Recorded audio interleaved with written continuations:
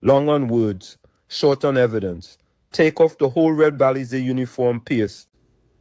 An editorial by Professor Wall Street. Pearce Robinson is at it again, this time with not one, but two sprawling Facebook theses against Minister Roger Alexander's proposal to have inmates cut grass and maintain public spaces. You cannot fire thousands of workers and replace them with slave labor, thunders one. Today it's cutting grass. Tomorrow it could be your job, warns the other. It is a lot of words. It is a lot of alarm. What it is not is evidence. In thousands of words across two posts, Robinson does not cite a single study, a single country, a single data point showing that supervised inmate work programs fail or harm anyone, not one. He is banking on the fact that most of his Balisier-wearing followers won't read to the end of his long, ponderous thesis and won't notice that the entire structure rests on emotive labels rather than facts. Meanwhile, the actual international record, Taiwan, Rwanda, Zimbabwe, the United States, tells a very different story.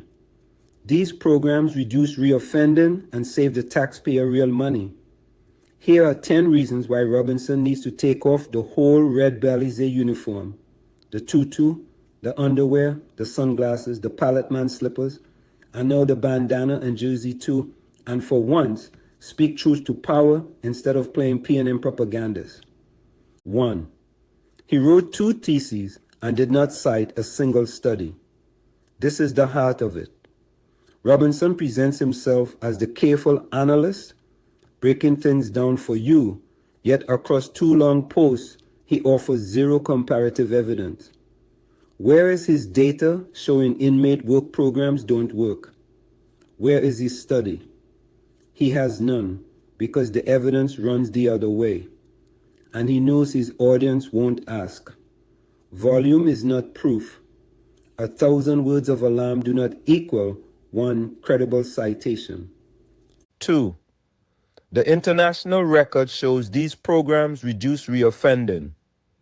Taiwan's autonomous out-of-prison labor program, tracked in a 2026 Ministry of Justice study of 462 participants against 4,620 non-participants, found a 25% lower risk of recidivism, with 64.2% of participants remaining crime-free after 40 months versus 56% of non-participants. Illinois' work release program produced a 15.5% lower probability of rearrest and a 36.9% lower probability of reincarceration. A meta-analysis of prison workforce and education programs found recidivism cut by roughly 15%. Robinson mentions none of this because rehabilitation that works does not fit his scare narrative. 3. The international record also shows these programs save serious money. Rwanda's community service program, TIG, has saved the state over 40 billion Rwandan francs and reduced prison overcrowding by more than 50%. Zimbabwe's scheme cut the cost of managing a minor offender from roughly $120 a month in a cell to about $20 a month on community service. A net saving of around $100 per offender per month, multiplied across tens of thousands of offenders. For a Trinidad and Tobago treasury under pressure, that is precisely the kind of fiscal relief a responsible commentator would weigh. Robinson hides it. 4. He brands the whole idea slave labor while ignoring the ethical models that already exist. Slave labor is an incendiary phrase, deliberately chosen and doubly loaded in our context. But the very programs that work abroad operate through remuneration, credits, training, and rehabilitation frameworks, not chains. Minister Alexander's own floated model, a credit-based rehabilitation system, is the kind of structure used elsewhere to keep such programs lawful and humane.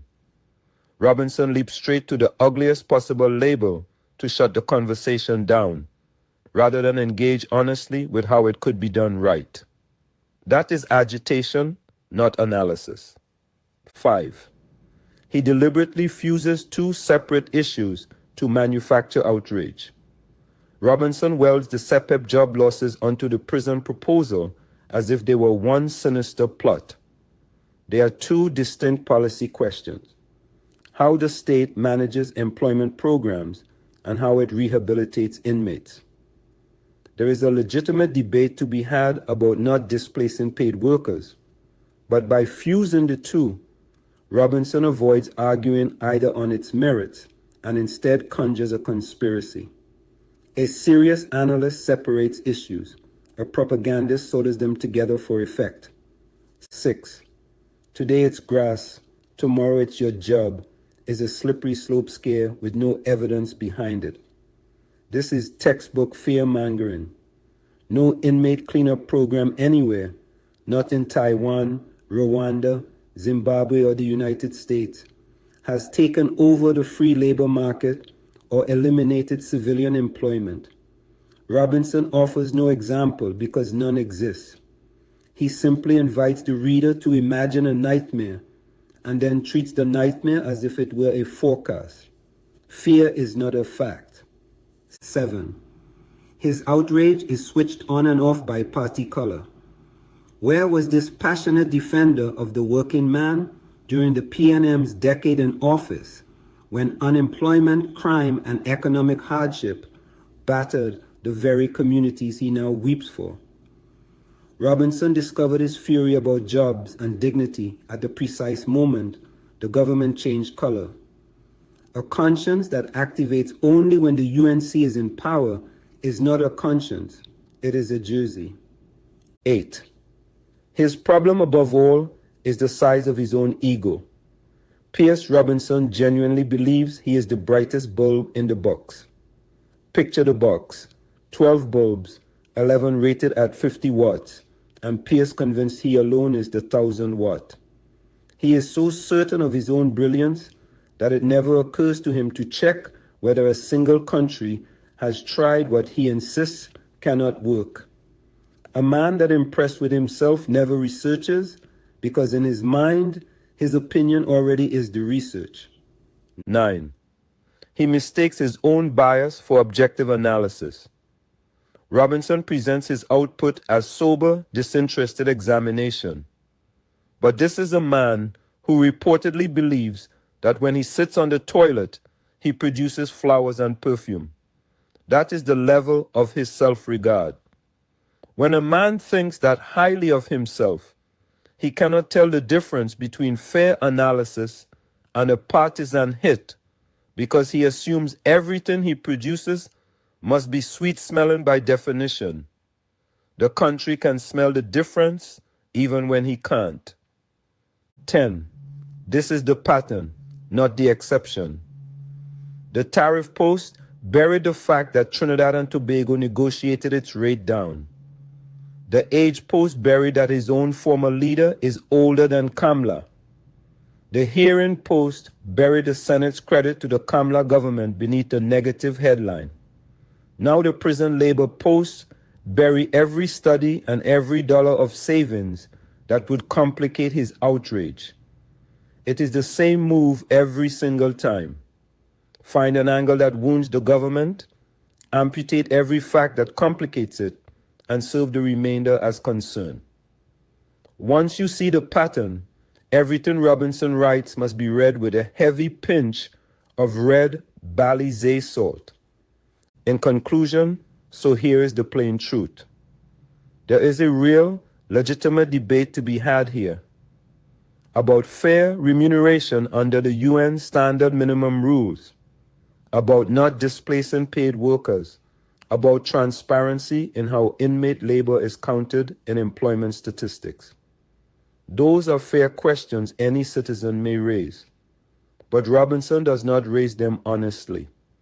He drowns them in emotive labels, fuses unrelated grievances, forecasts nightmares with no evidence, and across two entire theses, cannot be bothered to cite one study, one country, one number, when the world is full of them. Taiwan and Illinois show these programs cut reoffending. Rwanda and Zimbabwe show they save millions and decongest prisons. A commentator interested in truth would put that evidence before the public and let them weigh it. A propagandist hides it and shouts slave labor. Take off the whole red Balisier uniform, Pearce, the tutu, the underwear, the sunglasses, the pallet man slippers, the bandana and the jersey. Climb down off the 1,000-watt pedestal. Do the reading. And until you can argue from evidence rather than from party loyalty, flowers, perfume, ego and all, the country is entitled to read every long-winded word you write with a heavy pinch of red Balisier salt.